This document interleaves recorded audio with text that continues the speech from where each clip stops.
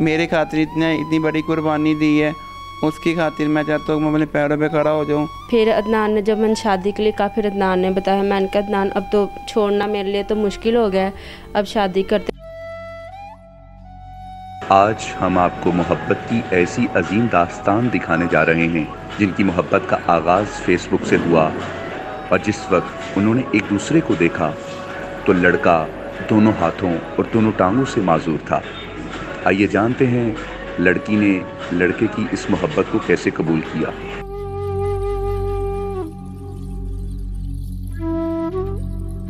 ये जब मेरा हो गया था तो काफ़ी ज़्यादा हद तक मतलब बात हो गई, सारा कुछ हो गया। फिर छोड़ तो मैं बिल्कुल भी नहीं थी सकती। अच्छा अदनान, कैसा ख्याल रखती हैं किंज़ा? ये है कि मैं खुद करवट चेंज नहीं कर सकता। रात को जितनी बार भी मैंने इनको उठाना है तो इन्होंने करवट चेंज करनी है मेरी। जो मैंने बोलना है मुझे ये खाने को दो, ये मेरे चाय पीनी है, जो भी है सब कुछ बहुत अच्छी केयर करती है मेरी। खाना भी आपको खुद अपने हाथ से खिलाती है कि आप खाना खा लेते हैं? नहीं, मुझे हाथ से खिलाती, मैं खाना नहीं खा सकती। कभी भाई नहला लेता है, कभी किंज़ा नहला लेती मुझे। तो कोई बाहर घूमने वगैरह भी जाते हैं आप? नहीं, अभी तक तो नहीं गए। ऐसे मुझे खुद नहीं अच्छा लगता है कि मैं ये मुझे भाई लेके जाए और लोग इसको बातें करें। कोई ख्वाहिश? बस मेरी तो यही ख्वाहिश है, बस मैं अपने पैरों पे खड़ा हो जाऊँ।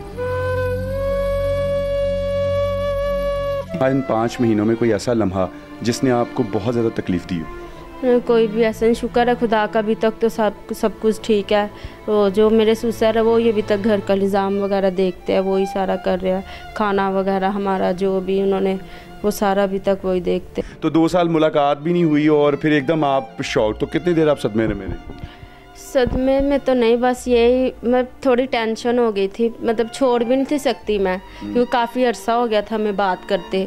तो फिर ऐसे ही अदनान को मैंने कहा, फिर मैं मतलब डर सा नहीं जो होता, एक बार तो मतलब मैं हो गई थी पूरी कि घर वालों को कैसे बताऊंगी? जी, यही थी कि घर वालों को कैसे अगर बताओगे वो मुझे मारेंगे, जो ज़हन में 100 सवाल जवाब आते हैं।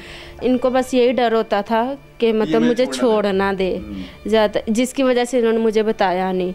उस वक्त सबसे पहले जहन में क्या आया कि यार लड़की शादी के लिए एग्री हो गई है? क्योंकि मैं तो बिल्कुल एक इंसान होता है कि डैड हूँ मैं, ठीक है। तो मैं तो इनको 2 बार 3 बार बोला था कि सोच समझ के फैसला लो, ये कोई गुड्डे का खेल नहीं है। सोसाइटी को कैसे फेस किया? पेरेंट्स को, रिश्तेदारों को, दोस्तों को? काफ़ी ज़्यादा उन्होंने मजाक भी शुरू में आपका बनाया होगा, तंज भी की होगी। किस तरीके से मुकाबला किया और अभी तक कर रही हैं? जी बिल्कुल, सब मतलब अभी तक कहते हैं, मेरे फैमिली भी कहते हैं कि मतलब छोड़ दो या वो, पर मैंने उनको कहा कि नहीं मैं छोड़ नहीं सकती। ज़ाहिर से पीछे से मैं इज़्ज़त अपनी ख़राब करके रही और आगे तो नहीं मैं करूँगी ना। मैं यही कहना चाहूँगी कि अदनान का जल्द से जल्द इलाज करवाया जाए और मुझे जॉब, बस ये चीज़ों की मुझे ज़रूरत है।